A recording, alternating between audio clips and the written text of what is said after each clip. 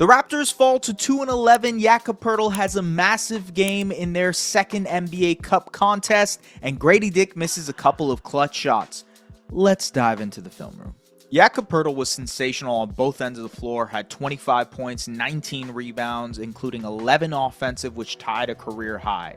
But what he did on the defensive end and what he's been doing all year on the defensive end has been really important for the Raptors. Being the last line of defense on one of the worst defensive teams in the league is a big burden. And that's exactly what he was tonight. Here, Cade Cunningham goes baseline, and he's there, that final line of protection to get the block. He made Jalen Duren struggle all game on both ends of the floor and just really made things tough for him on the inside. Jakob's offensive rebounding really fueled the Raptors' offense. Gradey Dick didn't have a great game. RJ Barrett didn't shoot well from the field, but it was Jakob cleaning everything up. I just love how available he makes himself inside. So, RJ draws two, beautiful pass, finds him for the finish. This is what I'm talking about with that offensive rebounding. So Ochai throws up the shot. He grabs it, gives it to Ochai again. Again, the passing of Jakob is an underrated skill that he has, and obviously finishing with the second chance opportunity as well. Raptors love to use him in these high post actions as a playmaker because he can see over top of the defense.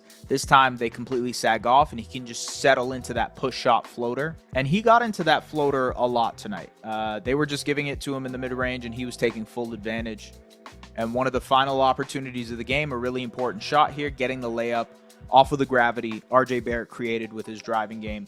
And so this wasn't your prototypical Jakob Poeltl game. Obviously, a 20-20 game isn't what he usually does. But that being said, I think it showed his impact as a basketball player. And truthfully, Jakob's impact goes far beyond what I showed you just now. I think he's actually one of the most important Raptors this season. He's also really important to the development of the Toronto Raptors. I've written about it. I've spoken about it a lot on this recap show as well. I really believe in the fact that the Raptors need a competent big man to help guys like Gradey Dick and RJ Barrett and Davion Mitchell even, and Emmanuel Quickley and Scotty Barnes. Honestly, everybody help them develop. You need a guy who can set strong screens. You need a guy who can seal driving lanes so RJ can get to the basket and Scotty can get to the basket. You need a guy as smart as Jakob defensively to communicate on the back line and make sure a team that is trying to find its defensive identity becomes a good defensive team eventually. So it's really important that Jakob Poeltl stays on this Raptors team. I know there's a lot of conversation about potentially trading him. If there is a blow you out of the water type of package where it's like, hey, we'll give you 2 picks, first round pick, multiple seconds, et cetera, we're desperate for a starting center. Yeah, sure. I think the Raptors would entertain it. Yeah, I think they would. But at the same time, I think he is essential to the development of this team. You think of Emmanuel Quickley, right? Emmanuel Quickley in New York, he was running bench lineups with Isaiah Hartenstein for the majority of the time when he was there, especially before he got traded.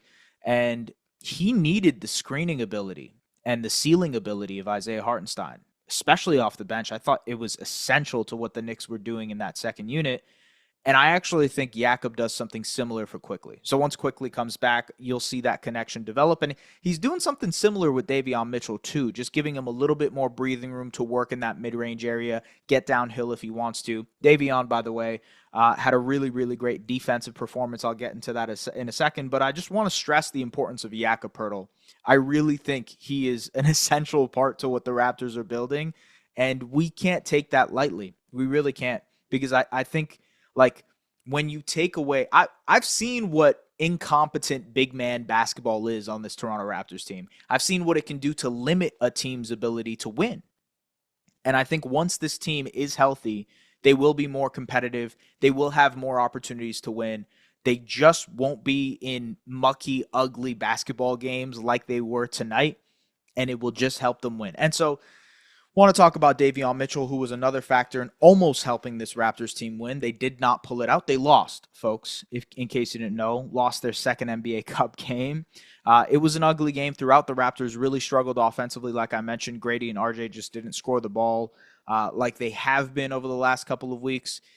But Davion Mitchell really, really forced Cade Cunningham into an ugly basketball game. Let's break into some film for that too. Screen navigation is a really important aspect of sticking to a player like Cade Cunningham. Pistons are going to run him through tons of actions, but I think Davion did a great job of leading him into the help, which was Jakob tonight. You see they set this gut screen to get Cade a dribble handoff at the top. Great contest from Cade.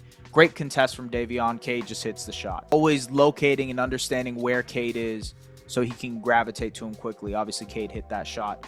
But I genuinely think that the reason that Cade was, what was he? He was 6 of 21 from the field tonight was because of Davion Mitchell. And for a smaller part, Ochai Agbaji, who did a really great job tonight too. I thought they did a great job of just forcing him into help, stopping him from driving and getting to where he wants to. No straight line drives, right? Like curving the drive as much as possible so you can't get the paint touch. I think that was a really, really important part of guarding Cade Cunningham and making the game as ugly as it would, because this was a really, really ugly basketball game. And part of it was the fact that the Raptors offense just wasn't clicking. They were struggling. Like I mentioned, Gradey and RJ weren't hitting their shots, but I think part of that was the Pistons defense too. They've been like a top 10, top 12, if I remember correctly, defense this year. And I honestly think that showed up. Like they were a really good defensive team tonight. And I think I'm buying more stock. I don't know. I don't know whether I should be buying more stock on the Pistons defense because of what they did to the Raptors or just chalking it up to a bad offensive performance from the Raptors. I'm not sure which way I go there. I want to watch more Pistons tape to really give an opinion here, but I'm impressed. I do like the Pistons defense. I thought Wendell Moore and Ron Holland came off of the bench, and their size, their length, and their activity, especially in the first half, really caused problems for the Raptors. And the Raptors still had a shot in this game. They still had a chance to potentially win because they made a really concerted fourth quarter effort. Unfortunately, 2 opportunities in a row Gradey Dick had to tie this game, and he missed the shots. Let's get into the film room for those quickly too. RJ Barrett had 7 assists tonight. Thought he was a great decision maker, much more poised than he has been the last couple games, drawing 2 with his gravity, and a great job finding Gradey in the corner.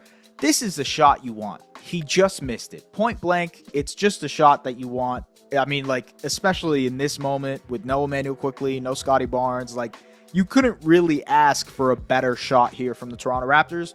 Gradey just missed. Final opportunity for the Raptors, down 3, chance to tie it. You think that the Pistons will try to foul, and so I appreciate the fact that Gradey goes quick here, screen reject, just pulls up for 3, and misses it again. And so Gradey was 1 of 10 from 3 tonight. Just wasn't a very good three-point shooter tonight.